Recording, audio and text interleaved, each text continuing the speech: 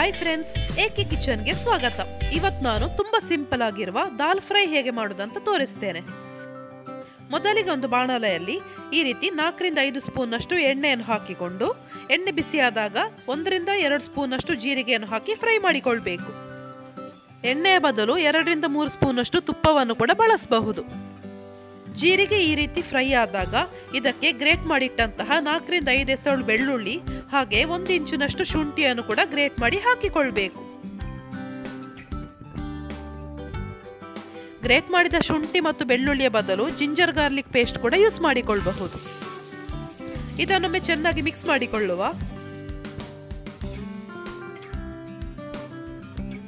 ಇದು ಪೂರ್ತಿ ಫ್ರೈ ಆದಾಗ 1 ರಿಂದ 2 ಚಾಪ್ ಮಾಡಿದ ನೀರುಳ್ಳಿಯನ್ನು ಹಾಕಿಕೊಳ್ತಾ ಇದ್ದೇನೆ. ಹಾಗೆ 2 ರಿಂದ 3 ಚಾಪ್ ಮಾಡಿದ ಹಸಿಮೆಣಸನ್ನು ಕೂಡ ಹಾಕಿಕೊಂಡು ಫ್ರೈ ಮಾಡಿಕೊಳ್ಬೇಕು. ಇದು ಸ್ವಲ್ಪ ಖಾರವಾಗಿ ಇದ್ರೇನೆ ರುಚಿ ತುಂಬಾ ಚೆನ್ನಾಗಿ ಬರ್ತದೆ. ನೀರುಳ್ಳಿ ಪೂರ್ತಿಯಾಗಿ ಫ್ರೈ ಆದಾಗ ಇದಕ್ಕೆ ಚಾಪ್ ಮಾಡಿದ 2 ಟೊಮೆಟೊಗಳನ್ನು ಹಾಕಿಕೊಳ್ತಾ ಇದ್ದೇನೆ. ಇದು ಪೂರ್ತಿ ಬೇಯಬೇಕು.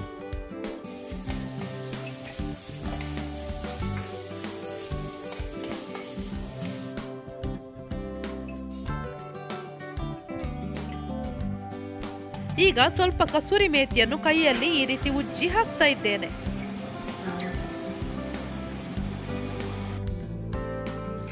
ಒಂದು ಅರ್ಧ ಟೀ ಸ್ಪೂನ್ ಅಷ್ಟು ಅರಶಿನ ಹುಡಿಯನ್ನು ಕೂಡ ಹಾಕ್ತಾ ಇದ್ದೇನೆ.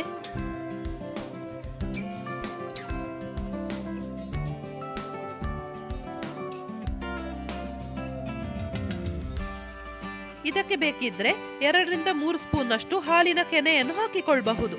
ಹೀಗೆ ಮಾಡೋದ್ರಿಂದ ಟೇಸ್ಟ್ ತುಂಬಾ ಚೆನ್ನಾಗಿ ಬರ್ತದೆ.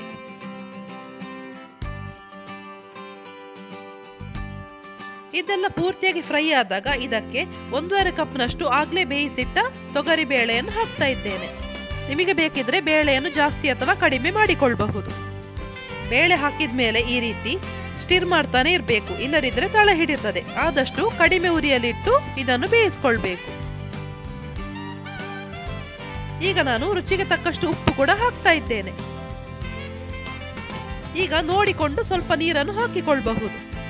ನಾನಿಲ್ಲಿ ಅರ್ಧ ಕಪ್ನಷ್ಟು ನೀರನ್ನು ಸೇರಿಸ್ತಾ ಇದ್ದೇನೆ. ಈಗ ಇದು ಚೆನ್ನಾಗಿ ಕುದಿಬೇಕು. ದಾಲ್ ಫ್ರೈ ಅಂದ್ರೆ ಸ್ವಲ್ಪ ದಪ್ಪ ಕನ್ಸಿಸ್ಟೆನ್ಸಿಯಲ್ಲಿ ಬರ್ತದೆ. ಬೇಕಿದ್ರೆ ಸ್ವಲ್ಪ ನೀರು ಮಾಡಿಕೊಳ್ಳಬಹುದು.